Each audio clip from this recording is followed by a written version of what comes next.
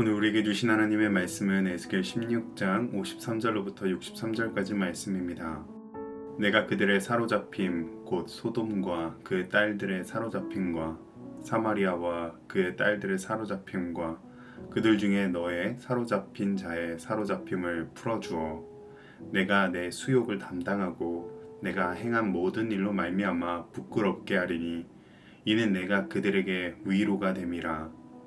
내 아우 소돔과 그의 딸들이 옛 지위를 회복할 것이요 사마리아와 그의 딸들도 그의 옛 지위를 회복할 것이며 너와 내 딸들도 너희 옛 지위를 회복할 것이니라.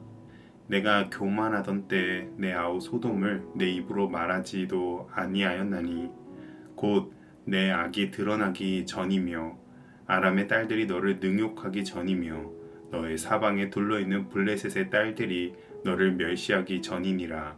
내 음란과 내 가증한 일을 내가 담당하였느니라. 나 여호와의 말이니라. 나 주 여호와가 이같이 말하노라. 내가 맹세를 멸시하여 언약을 배반하였은즉 내가 내 행한 대로 내게 행하리라. 그러나 내가 너의 어렸을 때에 너와 세운 언약을 기억하고 너와 영원한 언약을 세우리라. 내가 내 형과 아우를 접대할 때 내 행위를 기억하고 부끄러워할 것이라. 내가 그들을 내게 딸로 주려니와 내 언약으로 말미암음이 아니니라. 내가 내게 내 언약을 세워 내가 여호와인 줄 내가 알게 하리니 이는 내가 내 모든 행한 일을 용서한 후에 내가 기억하고 놀라고 부끄러워서 다시는 입을 열지 못하게 하려 함이니라. 주 여호와의 말씀이니라. 아멘. 후한무치라는 말이 있습니다. 얼굴이 두껍고 부끄러움을 모른다는 뜻으로 죄를 지으면서도 전혀 수치심을 느끼지 않고 오히려 당당한 듯 행동하는 사람을 가리키죠. 영적으로 타락한 이스라엘은 바로 이런 모습이었습니다. 하나님께 받은 사랑과 은혜는 있고 음란과 우상숭배에 빠졌으면서도 전혀 부끄러워하지 않았습니다.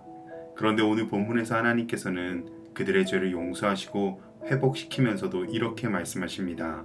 내가 내 모든 행한 일을 용서한 후에 내가 기억하고 놀라고 부끄러워서 다시는 입을 열지 못하게 하리라. 이것이 바로 오늘 우리가 나눌 말씀의 제목, 부끄럽게 하시는 은혜입니다. 하나님께서 주시는 은혜는 단순히 부끄러움을 없애는 것만이 아닙니다. 오히려 은혜 앞에서 자신의 죄를 더 깊이 깨닫게 하시고 그 깨달음 속에서 진정한 겸손과 감사가 나오게 하시는 것입니다. 베드로가 예수님을 3번 부인한 후 부활하신 주님 앞에서 그저 주님, 주님이 아십니다 라고 고백할 수밖에 없었던 것, 그것처럼 은혜 앞에서는 변명도 사라지고 오직 부끄러움과 감사만 남습니다. 오늘 말씀을 통해서 바로 이 부끄럽게 하시는 은혜가 우리 삶에 어떻게 적용되게 되는지 깨닫는 이 시간이 되시기를 주님의 이름으로 축복합니다. 하나님께서는 예루살렘뿐 아니라 그들이 멸시하던 소돔과 사마리아까지 회복시키겠다고 말씀하십니다. 회복에 앞서 먼저 수치를 직면하게 하는 과정도 거쳐야 했는데요. 예루살렘은 수치를 경험하기 전 과거에는 교만하여 소돔의 이름조차 입에 올리지 않고 경멸하고 비웃었던 때가 있었습니다. 그러나 소돔과 사마리아와 같이 똑같은 심판을 받음으로써 그들이 경험한 수치로 말미암아 이제는 부끄러움을 느끼며 겸손하게 될 것입니다. 이처럼 하나님의 회복은 죄를 외면한 채 주어지지 않습니다. 그러나 우리는 과거의 죄와 수치에 매몰되지는 말아야 합니다. 하나님께서 원하시는 것은 우리가 회개하여 회복시켜 주시는 것이기 때문입니다. 요셉의 형제들이 애굽에서 곡식을 사러 왔을 때 총리가 된 요셉은 형제들에게 즉시 자신의 정체를 밝히지 않았습니다. 대신 형들의 진심을 확인하기 위하여 그들을 부끄러움과 후회 속에 머물게 했죠. 그리고 형들의 입에서 우리가 아우의 일로 범죄하였도다라는 고백이 나오자 회복이 시작되었습니다. 상처를 치료할 때 소독하고 약을 바르며 따갑고 쓰라린 고통을 지나야 하는 것처럼 수치와 부끄러움은 끝이 아니라 회개와 회복을 위해 반드시 지나야 될 과정인 것입니다. 그렇게 오늘의 수치와 부끄러움은 우리의 끝이 아니라 하나님께서 우리를 회복시키시는 과정임을 믿으시기를 축복합니다. 하나님께서는 예루살렘의 죄를 분명히 책망하신 후에 놀라운 선언을 하십니다. 그러나 내가 너의 어렸을 때에 너와 세운 언약을 기억하고 너와 영원한 언약을 세우리라.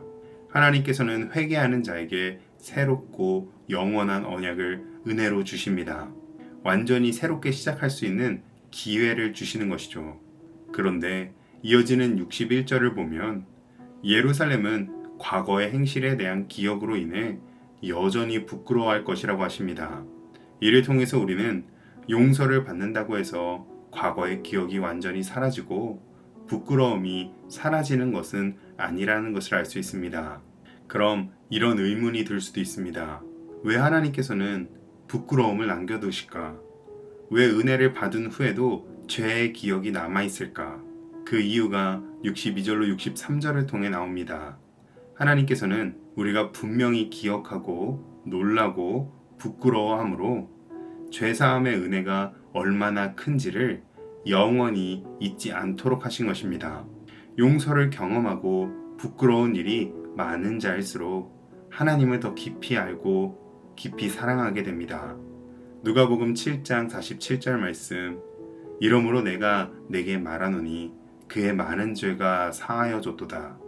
이는 그의 사랑함이 많음이라. 사함을 받은 일이 적은 자는 적게 사랑하느니라. 아멘. 그런데 더 놀라운 것은 우리는 이렇게 기억하지만 하나님께서는 우리의 죄를 다 잊어버려 주신다는 것입니다. 이사야 43장 25절 말씀, 나 곧 나는 나를 위하여 내 허물을 도말하는 자니 내 죄를 기억하지 아니하리라. 아멘. 히브리서 8장 12절 말씀, 내가 그들의 불의를 긍휼히 여기고 그들의 죄를 다시 기억하지 아니하리라 하셨느니라. 아멘. 이것이 바로 우리를 향한 하나님의 은혜의 절정입니다. 하나님은 우리를 부끄럽게 하심으로 진정한 회복으로 이끌어 가십니다. 그 부끄러움은 절망이 아니라 은혜를 깨닫게 하는 통로입니다. 즉, 하나님께서는 용서하시고 기억하지 않으시고 우리는 기억하고 부끄러워함으로 이제 두 번 다시는 연약한 과거와 죄악에 대하여 입을 열지 않고 유혹을 이겨낼 수 있게 될 것입니다. 그러므로 오늘도 우리 모두는 모든 죄를 덮으시는 예수님의 십자가 보혈 안에서 새 언약으로 옷 입은 순결하고 거룩한 신부들이 다 되었음을 믿으시기를 주님의 이름으로 축복합니다. 기도하겠습니다. 자비와 긍휼의 하나님, 우리가 교만하여 죄를 짓고도 부끄러워하지 않았던 지난 날을 용서하여 주시옵소서. 십자가 보혈로 우리의 죄를 덮으시고 은혜 앞에 겸손히 무릎 꿇게 하시니 감사합니다. 지난 죄악에 대한 부끄러움이 우리로 다시는 죄악의 길로 돌아가지 않게 붙드는 하나님의 은혜가 되게 하여 주시옵소서.